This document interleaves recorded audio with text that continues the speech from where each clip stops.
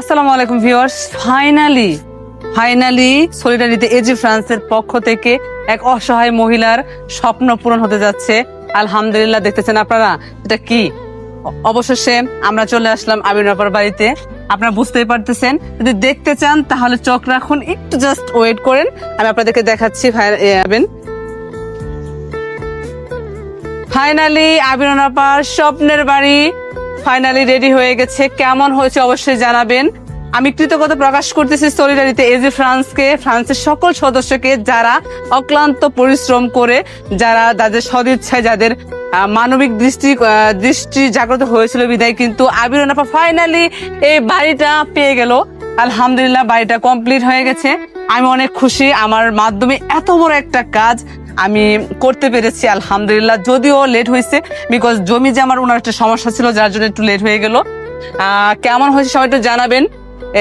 এটা হচ্ছে মূলত ফ্রান্সের একটা কালার, আর আমাদের বাংলাদেশের মধ্যমণিতে হচ্ছে আমাদের বাংলাদেশের পতাকার কালার, ফ্রান্সের পতাকার কালার।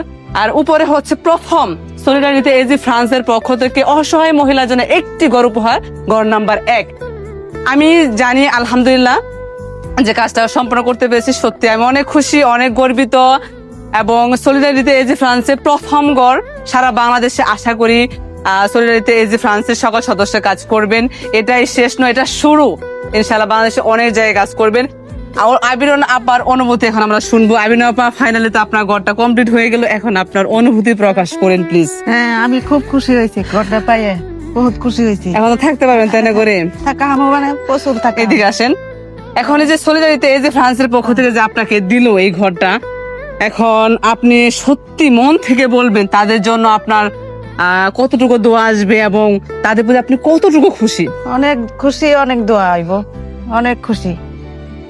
সবসময় দোয়া করবো কখনো শুয়ে থেকে। আপনি কখনো কল্পনা করেন নাই যে একদিন এই ঘরটা হবে, এবং ওনার মুখে সবসময় আচ্ছন্ন মেঘাচ্ছন্ন দেখছি, কারণ উনি ভাবতেছে যে ঘরটা কমপ্লিট হবে। ফাইনালি তো আপনার ঘর কমপ্লিট হয়ে গেল, কি বলেন? পাইছি। তাহলে ওনাদের জন্য পাইছি, হৃদয় থেকে, মন থেকে একদম দোয়া করবেন আল্লাহর জন্য। ওনাদের প্রচুর দোয়া করবো আমরা, দেখে মনের থেকে, দেহ থেকে নামাজ পড়বো, কোরআন পড়বো, বুঝেন নি ঘরের তলে বসে আমার লাগে দোয়া করবো। আপনার লাগে প্রচুর দোয়া করবো, বুঝেন নি ঘরটার মধ্যে আমি শুইতে পারবো, বইতে পারবো। আপনার লাগে সারা জীবন লাগে, আমি কোনোদিন এই ঘরটা পাইতাম না। আপনারা দিচ্ছেন ঘরটা, এই ঘরটা পাইয়ে আমি বহুত খুশি পাইছি, অনেক খুশি হয়েছি। আপনি কোনোদিন কল্পনা করছেন এই ঘরটা পাবেন? ভাবি না যে এই ধরনের ঘর পাবো আমি।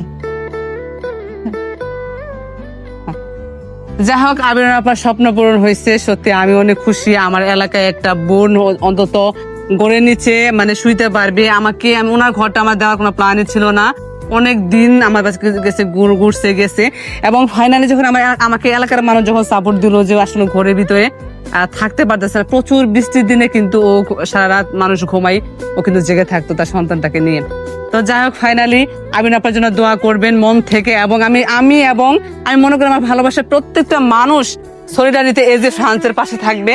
এবং এই একটা এত বড় একটা উদ্যোগ যে তারা গ্রহণ করেছে এবং ফাইনালি তারা করে দিয়েছে, তাদের হৃদয় কিন্তু মহৎ এবং তারা মহান, তারা মানবিক।